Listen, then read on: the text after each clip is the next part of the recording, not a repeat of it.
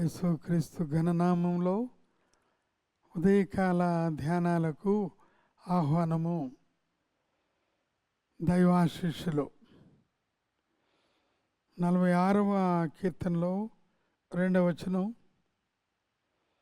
కావున భూమి మార్పు నొందినను, నడి సముద్రములలో పర్వతములు మునిగినను,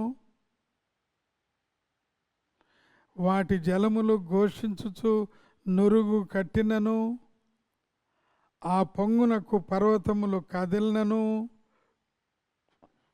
మనము భయపడము. దేవునికి ఎంతో స్తోత్ర వందనాలు కలుగును గాక.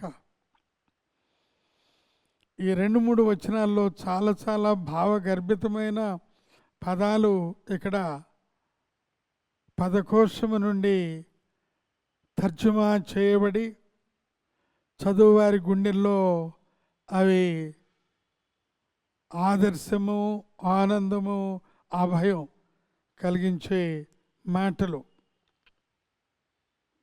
భూమి మార్పు నొందే దినాలు మనం చూస్తూ ఉన్నాం. నడి సముద్రముల దగ్గరికి వెళ్ళటమే భయమైతే, సముద్రం దగ్గరికి వెళ్ళటమే భయమైతే, కొన్ని ఓడలు నడి సముద్రములో పయనిస్తూ ఉంటాయి. అయితే ఆ నడి సముద్రములో చాలా గొప్ప అయిన హిమాలయ, ఎవరెస్ట్ పర్వతాలు లాంటి పర్వతాలు ఆ సముద్రములో మునగటం అంటే ఇంకా భయానకమైన దృశ్యం.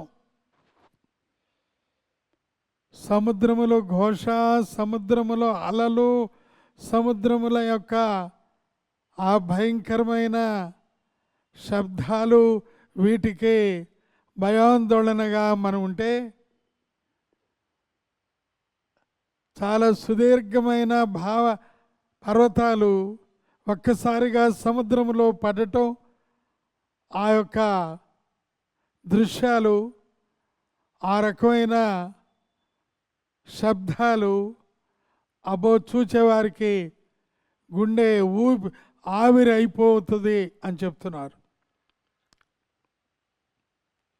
3వ వచనంలో, వాటి జలములు ఘోషించుచు నురుగు కట్టినను. ఆ రకమైన పద్ధతుల్లో పెద్ద పెద్ద పర్వతాలు దానిలో పడితే ఆ నీరు పర్వతము ఘోషించి నురుగు కట్టినట్లుగా అదొక గొప్ప సమాసం. అటువంటి భయంకరమైన భయానకమైన పరిస్థితుల్లో కూడా కొన్నిసార్లు అటు ఇటు చిన్న స్థలంలో ఒక పెద్ద బస్సు మీద 2-3 అంతస్తుల్లో యాత్రికులు ఉంటారు. ఆ చిన్న కార్నర్లో బస్సు వస్తూ ఉంటుంది. అటు లోయ ఇటు లోయ ఉంది. ప్రాణాన్ని బెగబెట్టుకుని వెళుతూ ఉంటారు. దానికంటే భయానకమైనది ఆ సముద్రములో పర్వతములు నురుగు కట్టినను. దేవుని నమ్ముకున్న వారు మాత్రం భయపడరు అనే గొప్ప ఆశ్రయం ఇక్కడ మనం చూస్తూ ఉన్నాం. యెషయా గ్రంథంలో 43వ అధ్యాయంలో 2వ వచనం ఈ రకంగా చెప్తాం, నీవు జలముల్లో బడి దాటునప్పుడు నేను నీకు తోడై ఉందును.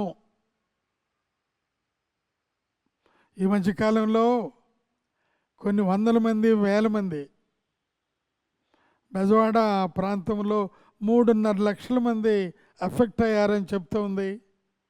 50,000 కుటుంబాలు ముంపుకు గురయ్యారని చెప్తూ ఉన్నారు.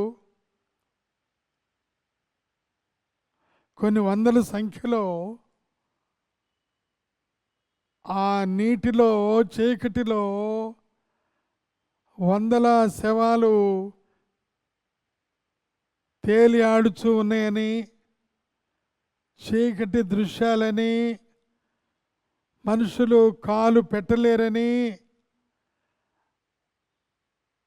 ఆ ఆ చీకటి నీళ్లలోనే జలచరాలతో పాటు ఆవులని గేదెలని కట్టబడినాయి కాబట్టి వెళ్ళిపోయినాయి.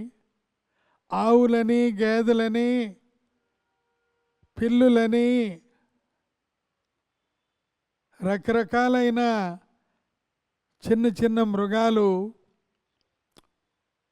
వాటి కళేబరాలు ఉన్నాయని, కాలుష్యాలు దానిలో మిళితమై ఉన్నాయని వాటి మధ్య జనాలు జీవించారని కొన్ని దినాలు. అయితే ప్రభువాక్యం ఇక్కడ అటువంటి నీళ్లలో పడి నువ్వు వెళ్ళినప్పుడు అవి నీ మీద పొర్లి పారవు. ఇంకొక అభయం, నీవు అగ్ని మధ్య నడుచున్నప్పుడు కాలిపోవు.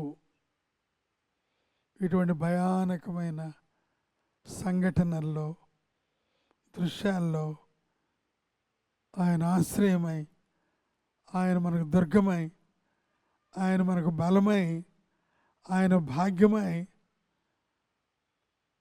ఆయనే భారమును భరించే బంధువై నన్ను ఆదుకున్న సమయాలు.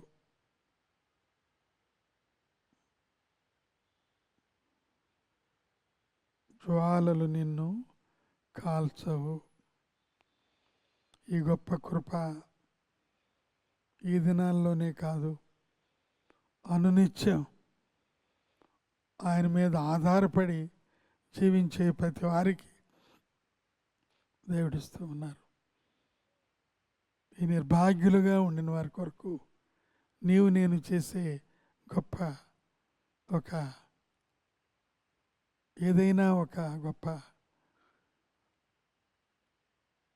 మేలు సహాయత ఉన్నదేనంటే వాళ్ళ కొరకు మనసారా విజ్ఞాపన చేయు బిడ్డలంగా మనం ఉండాలని ప్రభు పేరిట ఈ కొద్ది మాటలు ఈ ఉదయకాలం మీకు అందిస్తూ ముగిస్తూ ఉన్నాను. దేవుడు ఆ గొప్ప కృప, ఆ కారుణ్యపు కరములు మీ మీద సదాకాలము ఉంచును గాక. ఆమేన్. మహోన్నతుడు అయిన మా గొప్ప తండ్రి, నమ్మకమైన మా దేవ, మా ప్రభా, నీ మాటలు ముత్యాల మోటలు నాయన. నీ మీద ఆశ్రయం, నీ మీద భరోసా పెట్టుకున్న వారికి ఏ మేలు కొదవలేదు నాయన.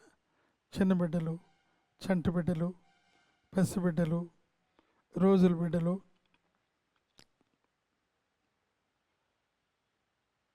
నీళ్ళ నుండి వాళ్ళ తల్లులు నడుస్తూ ఉంటుంటే వారు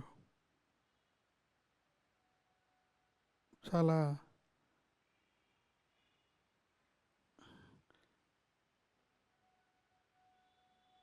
అభయంతో వాళ్ళు కూడా ఉంటున్నారు.